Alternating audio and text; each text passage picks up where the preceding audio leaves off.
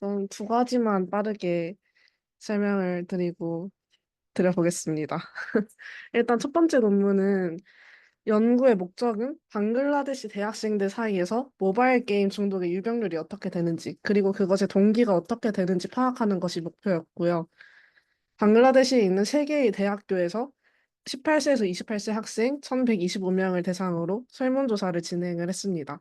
온라인으로 설문조사를 진행을 했고, 크게 두 가지로 나뉘는데, 첫 번째는 인구 통계학적 정보, 그러니까 뭐 성별이나 나이나 대학 이름이나 이런 게 되고요.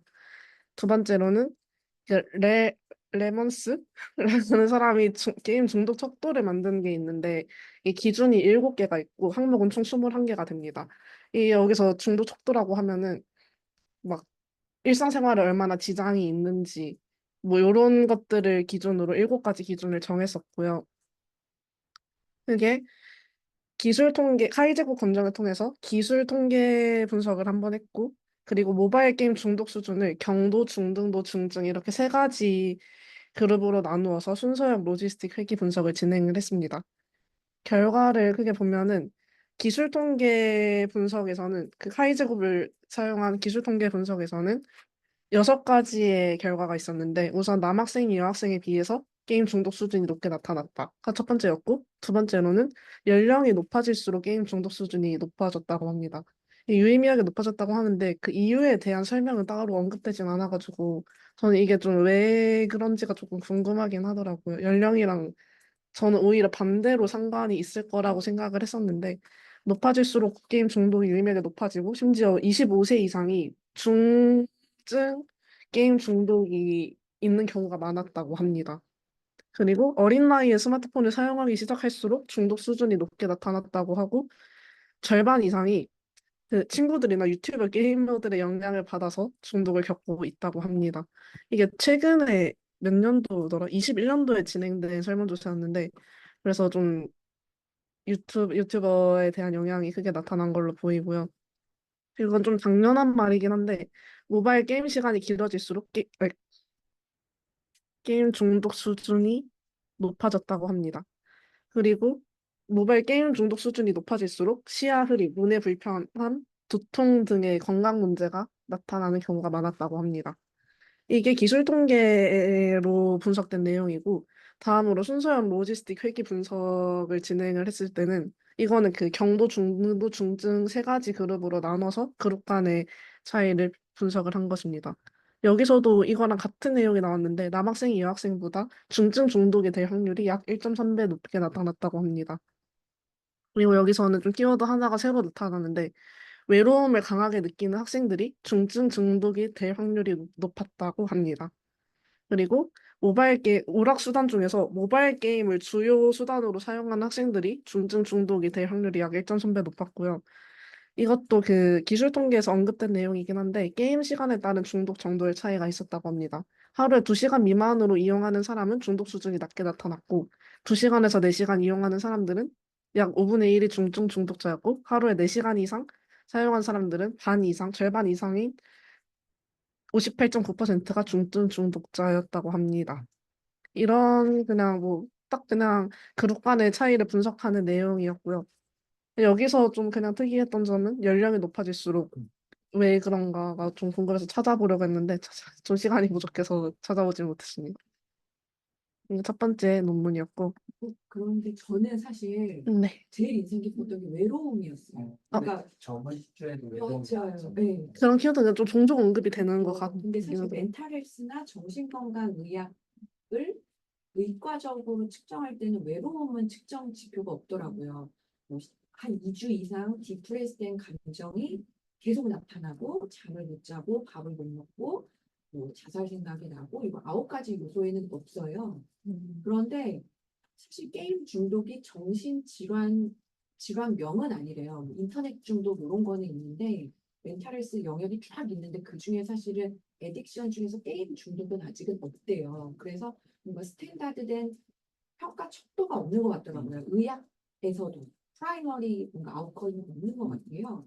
이런 상황에서 우리가 소프트웨어에 뭔가 넣어야 되는데 이게 의대에서 뭘 평가하지가 없으니까 결국에는 우리가 이런 거를 읽으면서 그때 평가가 되게 많이 나오고 뭐 인터넷 중독을 측정하는 거라도 뭐 조합을 하든 이런 걸 해야 되는데 얘는 멘탈헬스적인 DSM-5랑은 다르게 지금 이런 말씀해주신 외로움 측도 이런 것들이 밀집합으로 나타나면 저희가 이러이러한 근거로 외로움을 타는 친구들이 뭐 게임 중독의 중증 이상을 뭐 연관이 있다. 뭐 이런 식으로 저희가 근거를 만들면서 저희가 프페어도 좋고 이론적으로도 만들고 이래도 나쁘지 않은 것 같아요. 또 저희가 딱 봤을 때는 평범한 얘기일 수도 있거든요. 외로우니까 게임 많이 하겠지라고 하지만 저도 그 예전에는 외로움 이러면은 아무 생각이 없었는데 요즘에 이제 이런 거를 자꾸 이렇게 듣고 막 이러니까 이 외로움이란 표현이 그냥 넘어갈 게 아닌 거예요. 감정적으로 무너진 상태를 다양한 형용사로 표현할 수 있는데 특히 그냥 우울함, 뭐 불안증 이게 아니라 불안증도 예전에 나왔던 용어 중인 것 같아요. 그래서 제가 말하고 싶은 포인트는 저희가 같이 사람의 마음이나 감정적으로 무너진 거를 표현하는 이런 단어들 있잖아요. 그게 영어 원문으로도 좋은 것 같아요.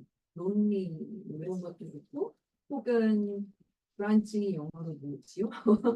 아, 예, 예. 뭐 이런 것들을 영어로도 저희가 보캐블러리를 만들고 이거를 한국어로도 번역을 하는 거예요. 그러면 이런 것들이 이런 게임 중독을 위해서 평가 척도를 만들 때 우리가 고려한 어떻게 보면 보캐블러리를 쌓게 돼요. 이게 굉장히 가치 있더라고요. 왜냐면은 제가 예전에 우울 공감 챗봇을 만들 때 삼성서울병원에서 이런 보캐블러리만 엑셀 파일에다가 DSM-5별로 한 50개 정도씩밖에 정리를 안 해주셨거든요. 근데 엄청난 사실은 정보래요. 그래서 그분들은 이제 환자를 직접 만나고 임상적으로 그거를 머릿속에서 끄집어서 작성해 주셨는데 저희는 이제 요거는 의사가 말해줄 수 있는 부분이 없잖아요. 저희 질환명도 아니고 하니까 저희 자체적으로 게임 중독을 가진 친구들의 감정 상태를 표현해주는 보캐블러리. 요거를 하면 좋을 것 같은 느낌이 들고요. 만약 그게 딱 한 막 1000개가 됐어요. 만약에 1000개까지 아니라 몇백 개라도 되면은 사실 저희는 그런 거를 가지고 자연어 처리에 연결할 수가 있거든요. 근데 이 친구가 발화를 할 때 뭔가 평가 지표에서 뭔가 표현을 하거나 기타 등등 할 때 얘는 인공지능적으로 불안한 확률 몇, 뭐 외로움 확률 몇 이렇게 매핑을 할 수가 있어요. 그러면은 그런 것들이 평가 지표나 이런 것들 근거로도 또 될 수 있을 것 같아서요. 그 감정에 관련된 표현은 특히 저희가 엑셀 파일이랑 같이 수집을 해서 저희 연구 툴에서도 뭔가 이제 읽고 뭐하고 하면은 그 엑셀 파일에다가 감정적인 표현을 넣어놓을게요. 근데 지금까지는 외로움과 불안증 이 진짜 많이 나왔던 것 같아요. 우울함보다는. 근데 불안한 거랑 우울한 건 또 다른가 봐요. 네. 제가 아까 왜 나이가 왜 많을수록 그거 할까 네. 생각해봤을 때 나이가 어릴 때, 그러니까 결국에는 외로움을 느끼는 건 사실 뭐그 청소년이나 성인이나 비슷할 것 같아요. 근데 외로움을 느꼈을 때 사회적 장치가 청소년이 그래도 조금 더 있는 것 같고 성인이 됐을 때는 외로웠을 때 조금 이게 조금 그거보다는 적어서 그러니까 예를 들면 소셜 캐피탈도 그래도 좀 가정이랑 맞닿아 있고 여기는 진짜 고립되고 고립되다 보면 25살 이후에는 사실 외로운 사람들이 똑같이 외로워도 여기가 조금 더 장치가 좀 부족해서 이제 중독으로 더 가는 걸 수도 있겠다라는 생각도 좀 들거든요. 네.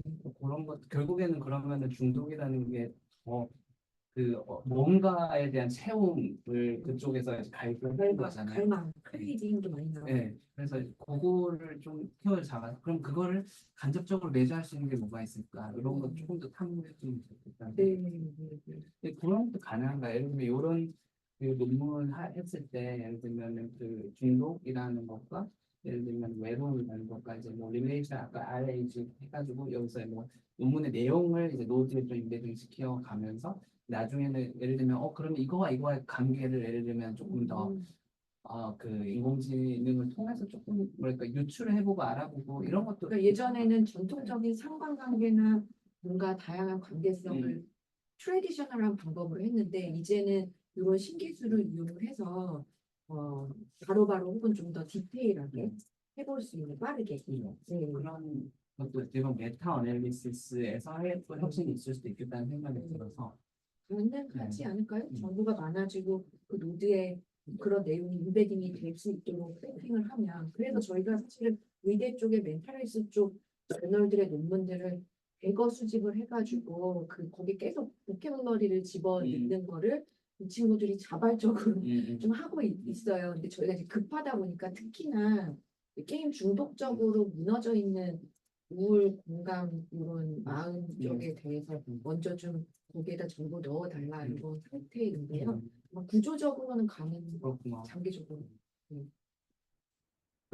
그 연령이 높아질수록 게임 중독 수준이 높아지는 부분이 사실은 제 생각에는 이게 어, 조사, 그러니까 수집 방법에 따라 좀 차이가 있을 것 같은데 이건 지금 아마 단면적으로 연구하시는 그러니까 한 시점에 환자들을 모두 모아가지고 그 상태에서 이제 인구 통계학적으로 연령 분석하고 그다음에 그 사람들의 중독 수준을 확인하는 것 같은데 이럴 경우에는 사실 이게 지금 연령이 높아질수록 게임 중독 수준이 어, 강해지는 게 아니라 사실은 이제 연령이 높아질 때까지 게임 중독이 해결되지 않은 사람들만 남았을 가능성이 높은 것 같아요. 이거는 사실 이제 같은 사람들이 시간이 지나가면서 게임 중독이 그러니까 심해진다기보다는 그냥 현재 특성이라고 보는 것 같습니다. 네. 그래서 아마 저희는 그렇게 해석을 하고 샘플 셀렉션에 문제가 좀 네, 있을 수 있겠네요. 샘플 셀렉션 문제일 것 같은데 그래도 이게 막 그 타이제곱 감정으로 했다 보니까 인과관계보다는 그냥 이 그룹 간의 차이를 보는 분석 방법이어서 그래서 좀 더 그런 부분이 있었을 것 같습니다. 다음 거 소개해 주세요. 네. 외로움 키워드 관련해서 그러니까 외로움이라는 키워드가 여기서는 좀 메인으로 언급이 됐는데 그 외로움의 척도를 보는 건 거의 없지만 그 정신 건강의 척도 중에서 하나로 외로움이 들어가는 경우는 좀 있더라고요. 그래서 그런 것들 한번 해보겠습니다. 다음 부분은 이거는 이제 크게 키워드가 IGD, 게임 중독, 그리고 수면의 질, 그리고 자기 연민, 신체 활동 참여 이렇게 크게 키워드들이 있었고요.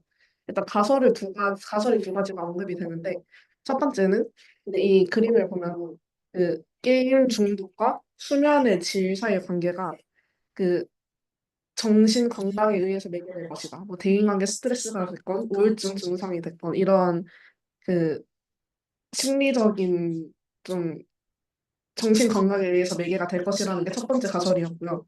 두 번째 가설은 이제 그 수면의 질에 자기연민과 규칙적인 운동 패턴이 영향을 미칠 것이다. 그러니까 이거는 좀 조절 변수로 작용을 할 것이다. 라는 게 두 번째 가설이었습니다. 이걸 알아보기 위해서 18세에서 24세의 젊은 성인 283명을 대상으로 온라인 참가자 모집을 진행을 했고요. 여기서 측정 지표로는 IGD 척도로는 여기서 이건 좀 처음 보긴 했는데 IGDS9-SF라는 척도를 저희가 본 건 처음 봤는데 일단 뭐 네, 이걸 사용했고요. 두 번째 대인 스트레스를 알아보기 위해서 이것들은 다 그냥 지표 이름이라서 그냥 그 크게 어떤 것들을 측정했는지만 말씀드리면은 중독 수준, 대인 스트레스, 우울증, 자기 연민, 수면의 질, 신체 활동 이렇게 6가지를 측정을 했다고 합니다. 여기서 자기 연민이라는 단어가 조금 저는 와닿지 않아서 좀 구체적으로 찾아보니까 여기서 언급되는 자기 연민이라고 하면 어디 적어놨던 것 같은데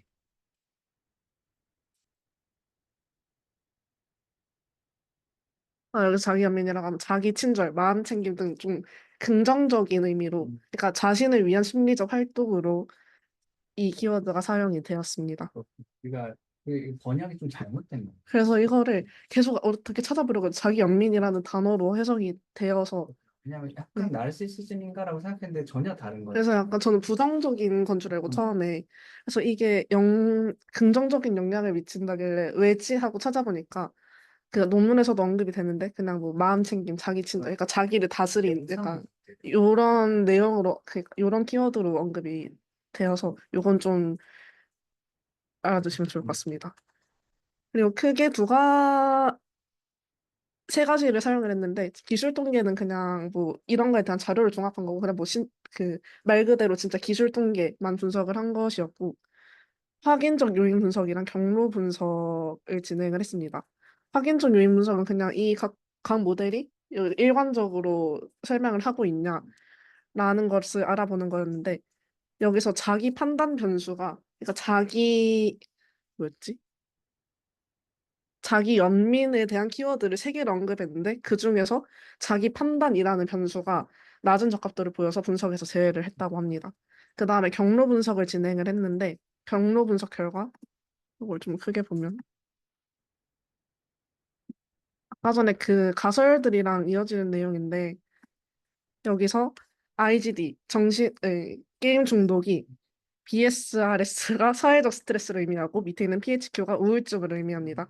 이 사회적 스트레스와 우울증을 거쳐서 그 수면의 질로 이어지는데 그 사이에서 이제 셀프 그 자기 연민이랑 신체 활동 그러니까 얼마나 자기에 대한 스스로 이걸 하고 마음 챙김을 하고 그리고 신체 활동을 얼마나 하느냐가 조절 변수로 작용을 해서 그 수면의 질로 이어진다라는 이제 회귀 분석 결과가 있었습니다. 결국에는 네. 그 중독 때문에 사회적 스트레스와 우울증이 높아져서 마음 챙김을 하지 못해서 신체 활동도 잘 안 되고 그것 때문에 수면의 질이 낮아진다. 네. 이렇게 해서 그러니까 일단 요렇게 이렇게를 먼저 보고 여기서 중간에 얘네가 조절을 한다고 보면 되는데 게임 중독이 높아질수록 아까 말씀해주신 대로 사회적 스트레스와 우울증이 높아져서 수면의 질이 떨어지는데 거기서 이제 조절로 작용을 하는 것이 자기 연민이랑 신체 활동이었다라는 그림이 이 그림입니다. 나는 사실은 요거는 사실 요 몇 가지 무시하고 사실은 뭐 마음 챙김이나 이제 신체 활동, 뭐 녹지를 더 나가게 한다던가 뭐 그거를 억지로 뭐 슬립 퀄리티를 높여줄 수는 있겠다 그죠? 만약에 네, 치료를 그래서 한다고 한다면 그리고 여기에서의 마음 챙김이 저희가 늘 계속 말하는 마인드풀니스 이런 거라고 봐도 되나요? 그러니까 이걸 이렇게 해석하는 요가 사실 마인드풀니스가 뭐 네. 요가 같은 거라고 예를 들면 한다면 네. 이런 그 마음 챙김이 그런 걸 말하는 제가 느끼기로는 맞는 것 같습니다. 왜냐면 여기서 아까 말씀드렸듯이 자기 친절, 마음 챙김이라는 키워드가 언급했는데 마음을 챙긴다는 것 자체가 그냥 뭐 명상 뭐 이런 쪽으로 연결이 되고 말씀해주신 키워드랑도 좀 맞는 것 같아서 그래서 뭔가 되게 괜찮은 그러니까 저도 이 모델도 좀 생각보다 좀 흥미로웠고 네. 그래서 그냥 디스커션에서는 이렇게 뭐 IGD 게임 정도 프로그램을 뭐 신체 활동 참여를 촉진해야 되고 뭐 그냥 마음 챙김 이런 걸 진행을 해야 된다라는 내용으로 마무리가 되었습니다. 저도 이 논문을 좀 재밌게 읽었습니다. 저희도 계속 논문을 좀 같이 읽으면서 조론식의 어프로치로 가설을 세우고 저희만의 뭔가 변수도 좀 넣고 하면은 의미가 있지 않을까 싶어요. 이 친구는 특히 속사하기 논문 혹시 주제를 생각하신다고 하면 뭔가 좀 구체적인 네, 프로세스가 보이지 않을까. 그런 어떤 저도 하나만 뭐 공유를 하자면 아까 제가 이제 사실 말을 했는데요. 저희가 그 간단히 내용적으로 예전에 조사했었던 거를 보면은 뭐 저는 공유를 했는데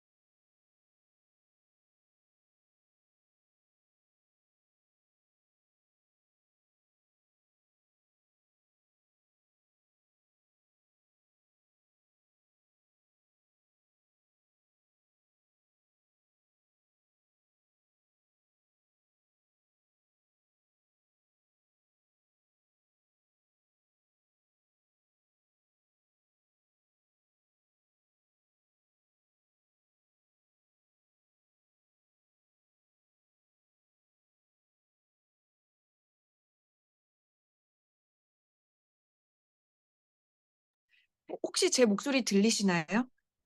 네, 네네. 들립니다. 그래서 여하튼 요 그림 보면은 저희가 이런 식으로 약간 그냥 교집합을 만들어 가자 이런 걸로 저는 사실 이 그림을 보여드린 거예요. 그래서 사실 꼭 이 뇌구조 그림으로 안 그려도 좋고요.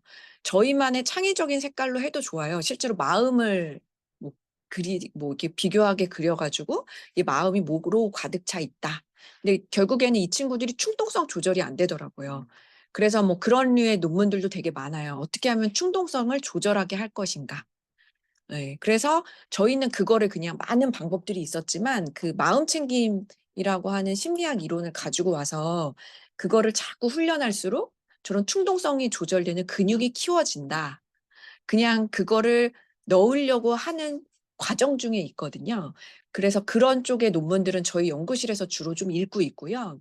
의학 쪽의 페이퍼는 예서 학생과 이제 수연 학생이 저희랑 같이 이렇게 계속 하면서 읽다 보면은 뭔가 교집합은 생기지 않을까 이런 생각이 예, 좀 들었어요. 그래서 저희 게임 과몰입에도 보면은 불안이 좀 있어요. 불안.